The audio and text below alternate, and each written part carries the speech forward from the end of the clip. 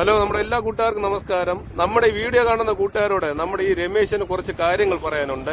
എന്ത് കാര്യമാണെന്ന് നമ്മുടെ വീഡിയോ കൂടെ ആദ്യം കണ്ടിട്ട് വരാം. ഹലോ, നമസ്കാരം രമേശ്. നമസ്കാരം.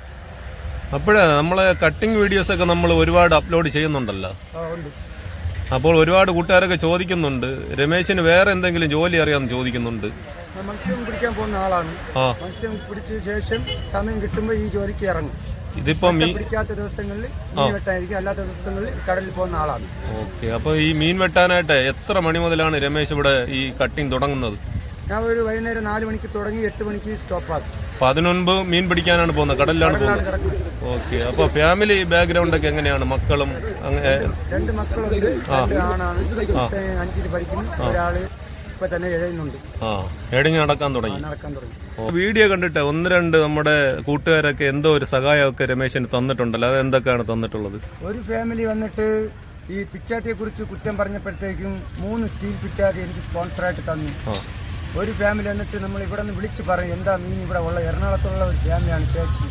അപ്പൊ അയാൾ ഇവിടെ വന്നപ്പോഴത്തേക്കും എന്റെ വീടും കാര്യങ്ങളും ഫാമിലിയെ കുറിച്ച് അറിഞ്ഞിട്ട് എനിക്കും എന്റെ മക്കൾക്കും ഡ്രസ്സും വീട്ടിനാവശ്യമുള്ള അരിയും കോപ്പും ഇതൊക്കെ സാധനങ്ങളൊക്കെ വാങ്ങിച്ചു തന്നിട്ടുണ്ട്. അപ്പോൾ ഈ വീഡിയോ കാണുന്ന നമ്മുടെ കൂട്ടുകാരോട് നമ്മുടെ രമേശിന് എന്താ പറയാനുള്ളത്? എന്തെങ്കിലും സഹായം ആവശ്യമുണ്ടെങ്കിൽ? ഞാനും വാടക വീട്ടിലാണ് 13 വർഷം കൊണ്ട് താമസിക്കുന്നത്. മക്കളെ കൊടുത്ത് ഗവൺമെന്റിലാണ് നിന്ന് പഠിക്കുന്നത്. എല്ലാരെയും പോലെ നമുക്ക് കാശ് കൊടുത്ത് പഠിപ്പിക്കേണ്ട ഗതികേടില്ല.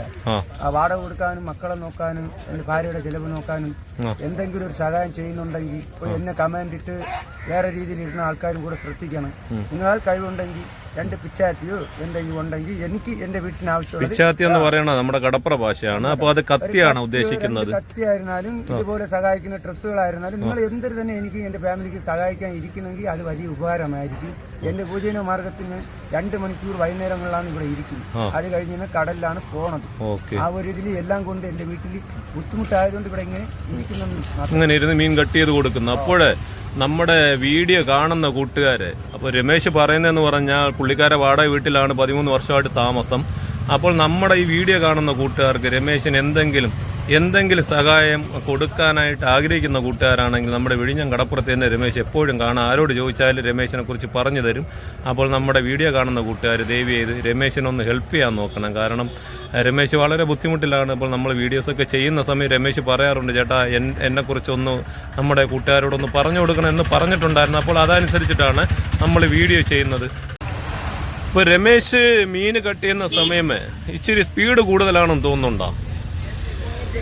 അത് മീനിന്റെ സൈസും വലിപ്പവും കണ്ടുകിട്ടും സ്പീഡ് കൂട്ടും. ചിലർക്ക് അത് അഴുക്ക മീനെന്ന് നല്ല മീനെന്ന് അറിയാത്ത ആൾക്കാരുണ്ട്. നമ്മൾ സ്പീഡ് കൂട്ടിയാൽ ആ മീൻ തുന്നിപ്പോകും. അത് മാത്രമല്ല, രമേശ് ഉപയോഗിക്കുന്ന കത്തിയെ നല്ല തുരുമ്പൊക്കെ ഉണ്ടെന്നാണല്ലോ നമ്മുടെ ആളുകളൊക്കെ പറയുന്നത്. നമ്മൾ ഈ കടൽക്കരയിൽ ഇരുന്ന് മീൻ കട്ട് ചെയ്യാനാണ്. ഉപ്പ് കാറ്റടിക്കുമ്പോൾ 7 പിച്ചാത്തി ആയിരുന്നാൽ തുരുമ്പ് കട്ട് ചെയ്യും. നമ്മൾ വീട്ടിൽ നിന്ന് വരുമ്പോൾ തേങ്ങ എണ്ണയൊക്കെ ഇട്ട് തുടച്ചിട്ട് തന്നെ കൊണ്ടുവരും. അതുപോലെ തിരിച്ചു പോകുമ്പോഴത്തേക്ക് തേങ്ങ എണ്ണയിട്ട് തന്നെ കൊണ്ടുപോകും. മീൻ കത്തി എന്ന് പറയുമ്പോഴത്തേക്ക് അതും ഒരുപാട് മൂർച്ച കാണത്തില്ല. ഈ ഇരുമ്പ് പിച്ചാത്തിക്ക് തന്നെ മൂർച്ച കാണും. അതുകൊണ്ട് ചിലർക്കൊക്കെ അത് കാണുമ്പോൾ ഒരു മമ്മിച്ചം തോന്നും. എന്നാൽ മീൻ കട്ട് ചെയ്യുമ്പം അത് നല്ല മീനായിരുന്നു നന്നായിട്ട് അറിഞ്ഞ് തന്നെ വരും. ഓരോ മീനും നെമ്മീൻ എന്നൊക്കെ പറയണത് അതിലൊക്കെ ചെതമ്പോൾ കാണൂല. 2 സൈഡുള്ള ചിറക് കറുത്ത് പൂവും കുടലും എടുത്തിട്ട് റൗണ്ട് ചെയ്തോ സ്ക്വയർ പീസ് അലുവ കട്ടിങ്ങോ അങ്ങനെ വേണമെങ്കിൽ കട്ട് ചെയ്ത് കൊടുക്കാം. അതുപോലെ ഈ മിക്ക മീനുകളും തോൽ ഉരിക്കാതെയാണല്ലോ രമേശ് കട്ട് ചെയ്യുന്നത്. ആ തോൽ ഉരിക്കാത്ത മീനുകൾക്ക് തോൽ ഉരിക്കാതെ തന്നെ കട്ട് ചെയ്യും. അവർ പറയും തൊലി ഉരിക്കണത് മീന് കൊണ്ടുതരുന്ന ആളുകൾ പറയും. മീൻ കൊണ്ടുതരുന്ന ആൾ പറയും തൊലി ഉരിക്കുക. അപ്പൊ നമുക്കറിയാം ഏത് മീനിന് തൊലി ഉരിക്കണം, ഏത് മീനിന് സ്ലാമ്പ് എടുക്കണം, ഏത് മീനിന് തൊലി എടുക്കണ്ട. അത് അവർക്കറിഞ്ഞു. അത് പറഞ്ഞു കൊടുത്തിട്ടാണ് കട്ടിങ് തുടങ്ങുന്നത്. അപ്പോൾ മീന് കൊണ്ടുവരുന്നവരെ ഇഷ്ടം അനുസരിച്ചിട്ടാണ് നമ്മൾ ചെയ്യുന്നത്. അവർ പറഞ്ഞിട്ടാണ് വലിയ പീസ് ഇഷ്ടമാണ് തൊലി ഉരിച്ചും തൊലി ഉരിക്കാതെയും എടുക്കുന്നത്.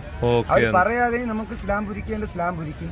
ഈ ക്ലാത്തി മറ്റു തൊലി കട്ടിയുള്ള മീനൊക്കെ വരുമ്പോൾ അവർ പറയാതെ തന്നെ നമ്മൾ തൊലി ഇളക്കി കട്ട് ചെയ്ത് കൊടുക്കും. അവർ പറയുന്നതിനനുസരിച്ച് ഫ്രൈക്കും കറിക്കും നമ്മൾ കട്ട് ചെയ്ത് കൊടുക്കും.